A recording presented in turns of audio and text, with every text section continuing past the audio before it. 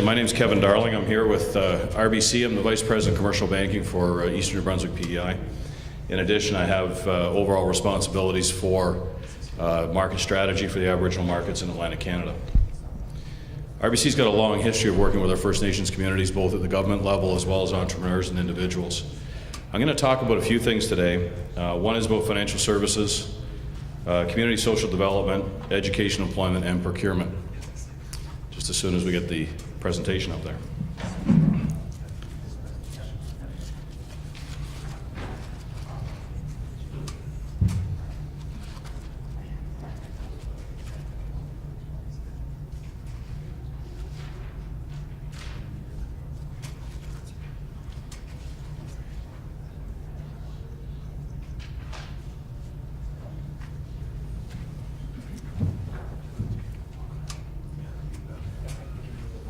I probably don't even need it. This one.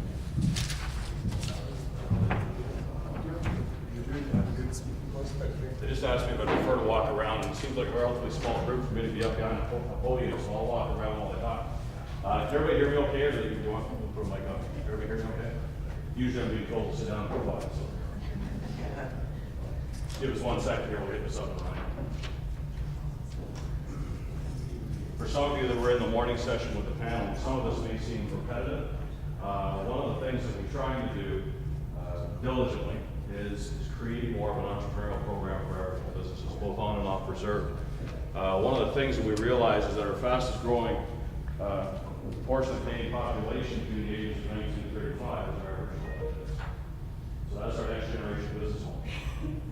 So how do we help them get to where they need to be?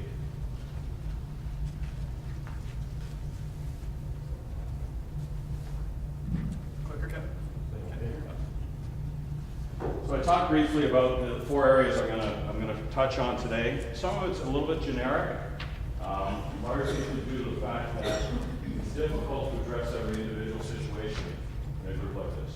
So what I would encourage you to do is very informal. If a question comes up as I'm going through, just do me a favor, raise your hand, we'll do a question right then, rather than have to save everything till the end. So I want to talk a little bit about the financing process. One of the things we take a look at, or some of the things we take a look at is, whether it be a business, whether it be any kind of institution, is what do the financial statements look like? If it's a new business, what do the projections look like? Because in a lot of cases, new businesses don't have histories.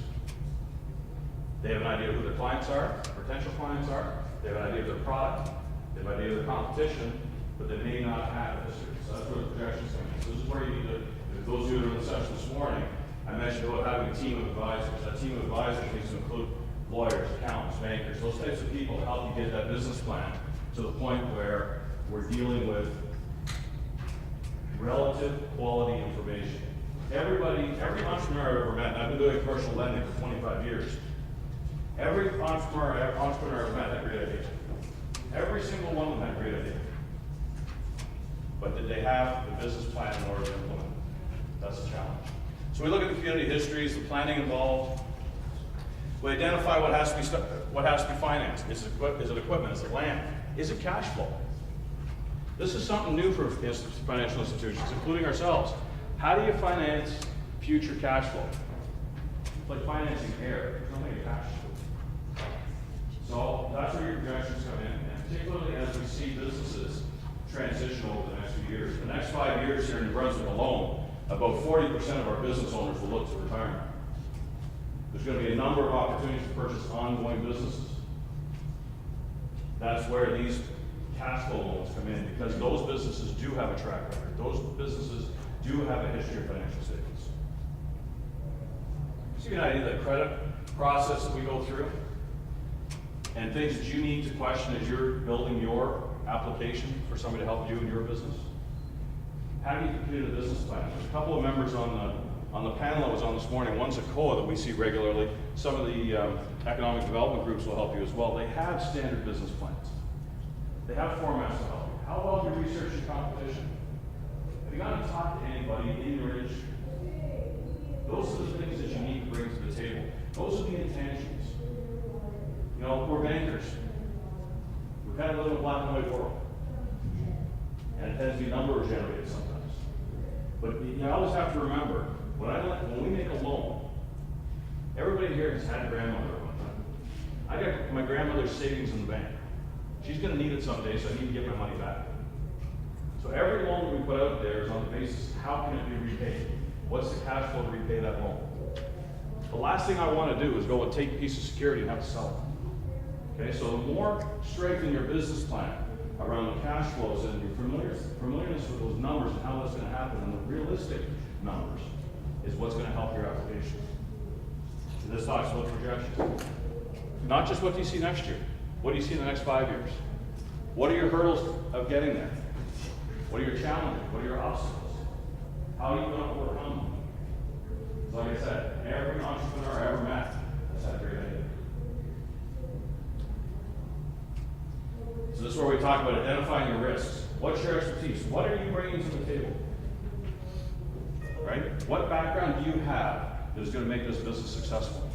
That's all part of your pitch, whether it be a funding agency, whether it be angel investors, whether it be a bank.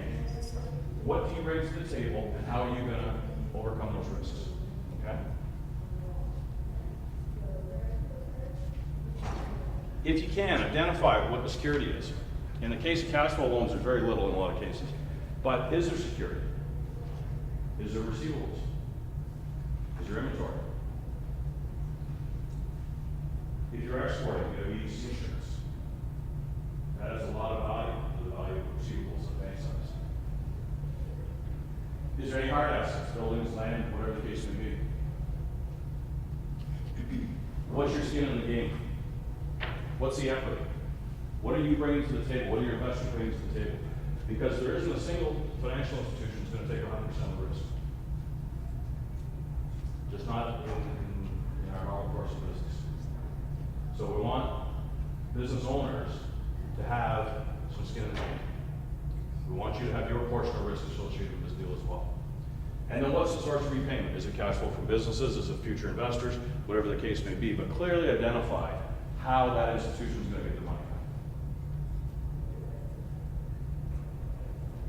And that's how once we have that information, we can start to establish a credit structure, a credit solution.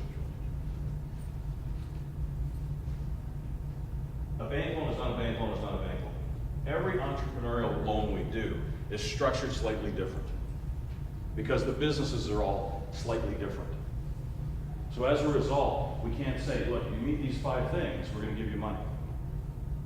Because the way that those businesses repay their debt is all different and a little bit each way. So the credit solution or credit structure is different in every company. The whole thing is, we're there to provide advice.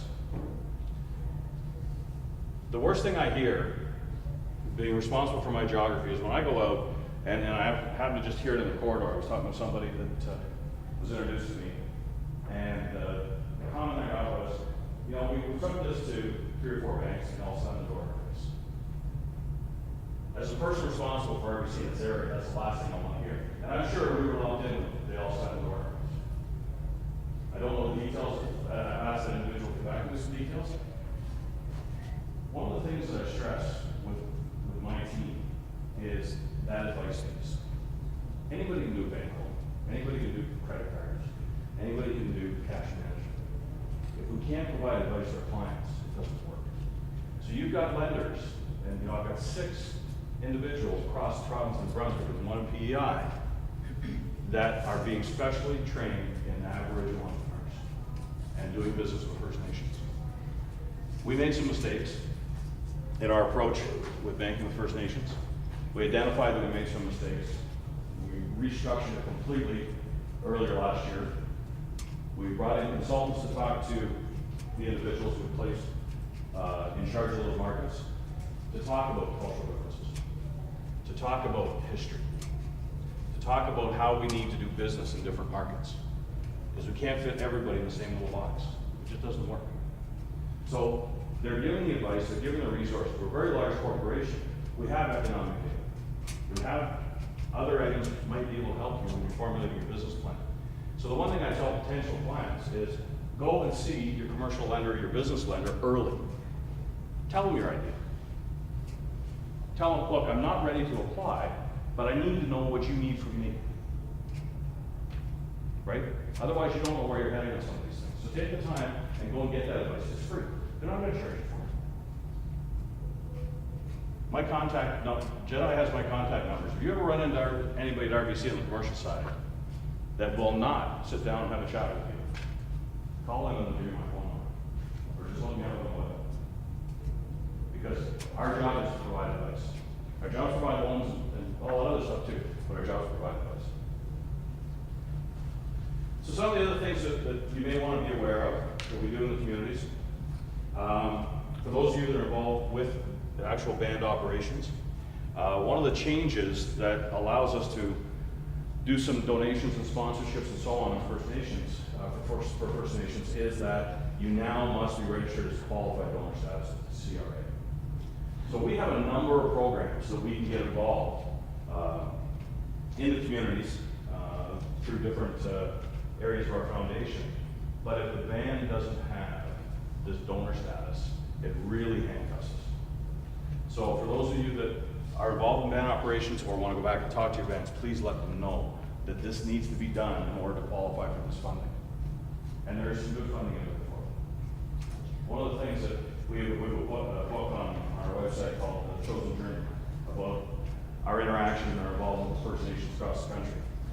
And when they came up to us this year, they try and get a story from each of the regions. And they came up to us, and we had trouble coming up with some in Atlantic Canada. And large part of it was when we were requested to get involved, or we were requested to place some money in the community to help out, we weren't able to because of these CRA rules. So, one thing that's very important. So we have a number of things. We have a number of scholarships to schools across Canada, particularly schools in First Nation communities. We have after-school grants, which provide after-school and before-school grants, which provide before school. Quite often it's a breakfast for kids. After school, it's activities. Those are all available as long as you have one of the CRA numbers. We also learn to play projects. This year we gave $10,000 to the youth center, and then $2,500 to the Acadian First Nation Learner Skate program. RBC Foundation, one of the things they do is they put funding in buckets. And one of the buckets that we have is under safe water. One of the buckets we have is under mental health. Another one is on children. If there's something going on in your community that you think would apply in any of those categories, those are three primary parties. If there's something going on in your community you think that would apply, there's a website there at the bottom. This presentation is available to anybody that's here today. Go in and take a look at it. It's not a difficult process. There's funding, again, there's funding available, but we'd like to give it up. Some of the other things RBC does is we have a student awards program and a student internship program. We have Royal Eagles. This is our own internal resource. We have a network of people, so we meet on a regular basis to talk about how we're developing in the community.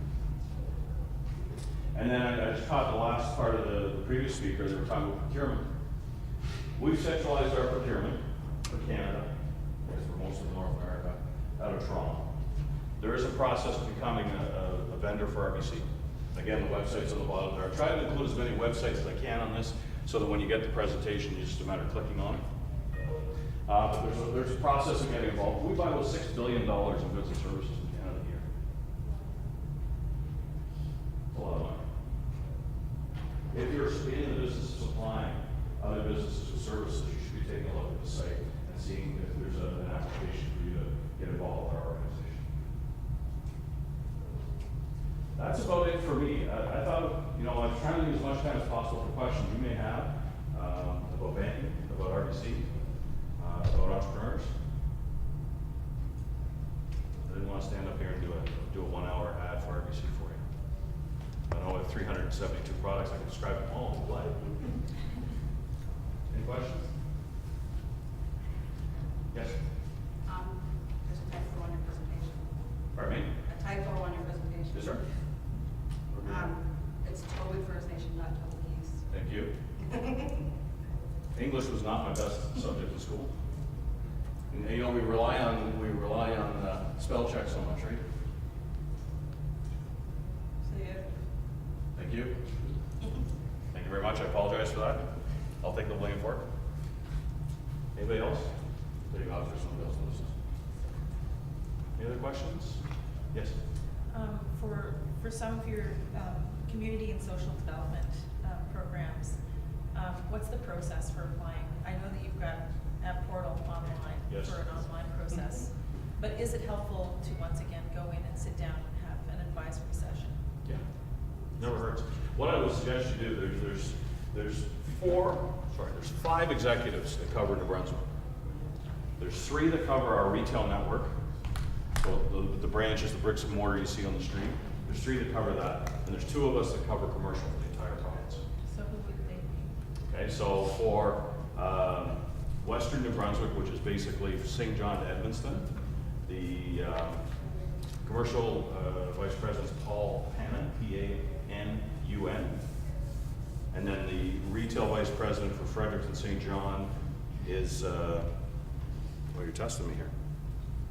I'll come back to him. The one that covers Grand Falls in the north is Kirk Muse, M-U-I-S-E, and all of our addresses are our first name, daughter, last name at rbc.com. And Kirk covers the north, so he covers Miramichi, Campbellton, right across Plaster Rock, Grand Falls, Edmonton. That's Edmundston.